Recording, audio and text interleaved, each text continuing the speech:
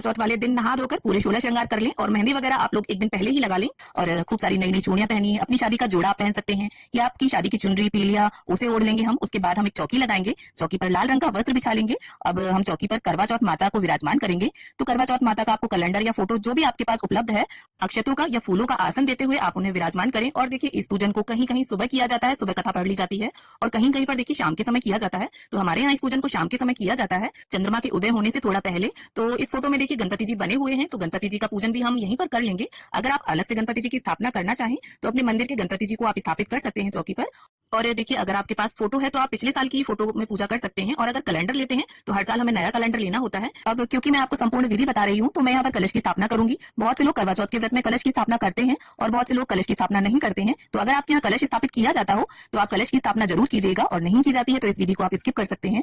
तो चावल से मैंने यहाँ पर अष्टदल कमल बना लिया है। उसके बाद हम एक तांबे का या पीतल का कलश लेंगे। कलश में एक स्वास्तिक बनाना है हमें, और कलश के कंठ पर मोली बांध लेनी है। अब कलश के अंदर सबसे पहले हम गंगा जल डालेंगे। इसके बाद कलश को शुद्ध जल से भर लेंगे। हल्दी, सिक्का, सुपारी, अक्षत कलश के अंदर डाल देंगे, और अब हम इसमें आम के पत्तों को सजा लेंगे। देखिए अगर आपको आम के पत्ते ना मिले तो आप यहाँ पर अशोक के पत्ते भी प्रयोग कर सकते हैं। अब इसके बाद चावल से भरी हुई प्लेट हमें रखनी है, ढक्कन रख देंगे हम इसके ऊपर, और इसके बाद देखिए सभी पत्तों को हम यहाँ पर रोली से टीक लेंगे। आप रोली से या चंदन से पत्तों को टीक जरूर लीजिएगा। अब हमारा कलश तैयार हो गया है और इसे हम अष्टदल कमल के ऊपर रख देंगे, और चावलों से भरी प्लेट पर एक शुद्ध देसी घी का दीपक रखकर हम उसे प्रज्वलित कर लेंगे। अब हमें गेहूं की छोटी छोटी 2 ढेरियां लगानी है, और इस तरह से देखिए हमें 2 करवे चाहिए होंगे। तो जो अकेले पूजन करता है उसे 2 करवे चाहिए होते हैं। इस तरह से होल होता है करवे में। तो यहाँ सजे हुए करवे लिए हैं मैंने, आप सिंपल करवे भी ले सकते हैं, या बहुत सी जगह पर देखिए एक पीतल का और एक मिट्टी का करवा लिया जाता है। तो जैसे भी आपके यहाँ करवे लिए जाते हो आप उस तरह से करवों को रख लें। और एक करवे में हमारे यहाँ ड्राई फ्रूट्स और मिठाई भरी जाती है। तो यहाँ पर मैं ड्राई फ्रूट्स, बताशे और मिठाई को भर लूंगी, और एक करवे में हमारे यहाँ जल भरा जाता है। तो इस तरह से देखिए 2 करवों को तैयार किया जाता है, और जो जल वाला करवा होता है वो हमारा होता है, और जो मिठाई वाला ड्राई फ्रूट्स वाला करवा होता है वो पार्वती माता के नाम का होता है। तो अगर आप अकेले होंगे तो देखिए पार्वती माता से आप करवा को बदलेंगे, करवे को फेरेंगे। तो देखिए जो जल वाला करवा है उसमें हमें कॉटन लगा लेनी है, और बहुत सी जगह सीख लगा ली जाती है, सीखें आती हैं वो लगाई जाती हैं। और इस जल वाले करवे से हमें चंद्रमा को अर्घ देना होता है। तो इसमें मैंने चांदी का सिक्का डाल लिया है, आप चाहें तो इसमें छल्ला भी डाल सकते हैं चांदी का। अब इन करवों को हम ढक्कन से बंद कर देंगे और गेहूं की ढेरी के ऊपर करवों को स्थापित कर लेंगे। तो इस तरह से हमारी दोनों करवे तैयार हो गए हैं। अब गंगा जल और फूल की सहायता से सभी को हम छींटा दे देंगे स्नान की भावना से, और वस्त्र की भावना से यहाँ पर देखिए हम सभी को कलावा अर्पित कर देंगे। करवा माता को यहाँ पर लाल रंग की चुनरी में समर्पित कर दूंगी। तो नवरात्रि में जो चुनरी आती है ना, हम वही ले लेंगे और करवा माता को इस तरह से उड़ा देंगे। अब इसके बाद गणपति जी का, करवा माता का, चंद्रदेव का, सूर्य देव का, और फोटो में जितने भी देवी देवता सभी विद्यमान है सभी को हम तिलक कर लेंगे। तो देखिए क्षेत्र के हिसाब से करवा चौथ की जो पूजन विधि है उसमें थोड़ा बहुत फर्क हो जाता है। तो अगर आपके घर पर कोई बड़ा बूढ़ा बताने वाला ना हो तो आप इस विधि से देखिए पूजन कर सकते हैं। और देखिए अगर आप 2 जन पूजा कर रहे हैं तो कुछ रिश्ते ऐसे होते हैं जिनमें आपस में करवे बदल लिए जाते हैं, तो वो भी मैं आपको आगे बता दूंगी। और ऐसे में देखिए अगर 2 लोग पूजा कर रहे हैं तो आपको एक ही करवा अपना तैयार करना होगा, 2 नहीं करने होंगे। तो यहाँ पर गणपति जी को हमने जनेऊ समर्पित कर दिया है, और अगर आपके डेकोरेटेड करवे हैं, लेस लगी हुई है, तो आप चाहें तो कलावे को कंठ में बांधे करवों के, और अगर ना बांधना चाहें तो ना बांधे। यहाँ पर मैं बांध रही हूँ। और इसके बाद करवों को भी हम टीक लेंगे, और जो दीप कलश हमने तैयार किया है तो दीपक का भी हम पूजन कर लेंगे। और गणपति जी को यहाँ पर गुड़हल का पुष्प, धूप घास हमने अर्पित कर दी है। और इसके बाद देखिए जो भी पुष्प हो आपके पास आप वो सभी को समर्पित करें, और अगर पुष्प ना हो तो बिना पुष्पों के भी देखिए पूजन किया जा सकता है। अब करवा माता को यहाँ पर कुछ सुहाग का सामान हम भेंट कर देंगे। तो इस तरह से करवा माता को छुवाते हुए हम उन्हें समर्पित कर देंगे, और यहाँ पर एक बिंदी निकालकर हम करवा माता को लगा देंगे। अब देखिए दान दक्षिणा के रूप में यहाँ पर आप किसी भी तरह का कोई अनाज ले सकते हैं। यहाँ पर मैंने गेहूं लिया है, और यथा सामर्थ आप अपने कुछ उसमें रुपए भी रख दें। तो आप बाजरा भी ले सकते हैं, चावल भी ले सकते हैं। इसके बाद जो भी देखिए मिठाई आपने मार्केट से मंगाई हो वो, या घर पर जो भी पकवान आपने बनाए हो उन्हें आप करवा माता को भोग स्वरूप अर्पित करें। और करवों के ऊपर भी हमें देखिए थोड़ा थोड़ा मीठा जरूर रख देना है, खाली करवे नहीं छोड़ने हैं। अब इसके साथ ही जो भी घर पर ऋतुफल उपलब्ध हो उनका भोग आप माँ को अर्पित करें। अब साथ ही देखिए सुहाग की जब भी हम कोई पूजा करते हैं तो सासू माँ का बायना जरूर निकालते हैं। तो इसके लिए देखिए आपकी सासू माँ जो भी पहनती हो, साड़ी या सूट, वो ले लें आप, और इसके साथ श्रृंगार की सामग्री और अपनी यथा सामर्थ कुछ दक्षिणा उसमें अवश्य मिला दें। और इस सामान को देखिए यहीं चौकी पर हम रख लेंगे, और चंद्रदेव के पूजन के बाद सासू माँ को इसे दे देंगे। अब 1 लोटा जल भरकर हम रख लेंगे, और हाथ में गेहूं के दाने लेकर करवा चौथ के व्रत की कथा को पढ़ लेंगे। देखिए बिना व्रत कथा पढ़े या सुने ये व्रत अधूरा माना जाता है, तो कथा आप जरूर पढ़ें या सुने। और देखिए अगर साथ में आपके कोई पूजन कर रहा है तो कोई कथा पढ़ता है, कोई सुनता है, काफी अच्छा लगता है।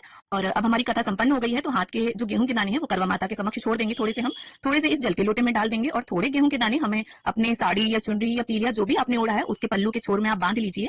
और जब चंद्रदेव को अर्घ देंगे हम, तब ये गेहूं के दाने अपने कलश में डालकर चंद्रदेव को अर्घ देंगे। अब देखिए बहुत सी जगह पर करवा चौथ की व्रत कथा दिन में पढ़ी जाती है और बहुत सी जगह शाम को। तो अगर आपके यहाँ दिन में पढ़ी जाती हो कथा तो इस जल के लोटे को आप सूर्यदेव को अर्घ दे दें, और अगर शाम को पढ़ी जाती हो तो चंद्रदेव को जिस कलश से हम अर्घ देंगे उस जल में इसे मिला लीजिए। और सासू माँ के बायने को आप मिनस कर रख दीजिए, और साथ में जिस छलनी से आप चंद्रमा को देखेंगे वो छलनी भी यहीं पर रख लीजिएगा।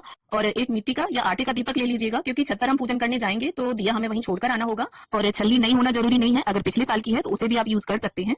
अब धूप और दीप से हम प्रेम पूर्वक सबसे पहले गणपति जी की, फिर करवा माता की, पार्वती माता की आरती उतार लेंगे। और दीप कलश का दीपक हमें नहीं उठाना है, आप अलग से दीपक जलाइए।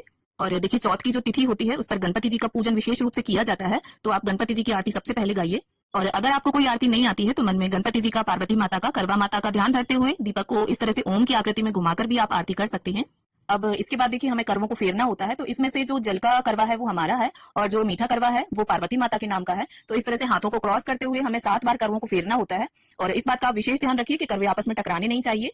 और करवों को आपस में फेरते हुए हमें बोलते जाना है, पार्वती माता सुहाग दे, यानी पार्वती माता का सुहाग जैसे अमर है उसी तरह से हमारा सुहाग भी अमर रहे। तो ऐसी मंगल कामना के साथ हम 7 बार इन करवों को फेरते हैं। और 7 बार बाद देखिए जहां पार्वती माता का करवा था वहां आपका आ जाएगा और जहां आपका करवा होगा वहां पार्वती माता का आ जाएगा। और देखिए अगर आप देवरानी, जिठानी, बहन या सहेली के साथ पूजन कर रहे हैं तो आप करवों को आपस में फेर सकते हैं। और माँ के साथ और सासू माँ के साथ करवों को नहीं फेरा जाता।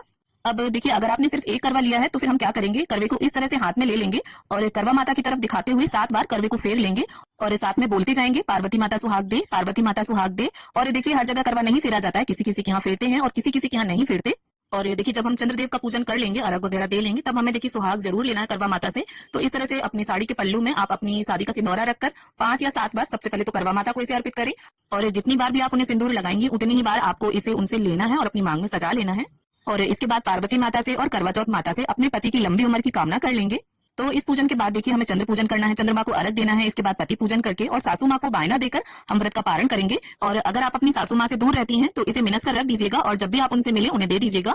और जो सुहाग का सामान हमने समर्पित किया है उसे आप अपनी नंद, जेठानी या पंडिताइन को दे सकते हैं। और इसी में से 1-2 चीजें सुहाग की आप अपने लिए प्रसाद स्वरूप रख लें।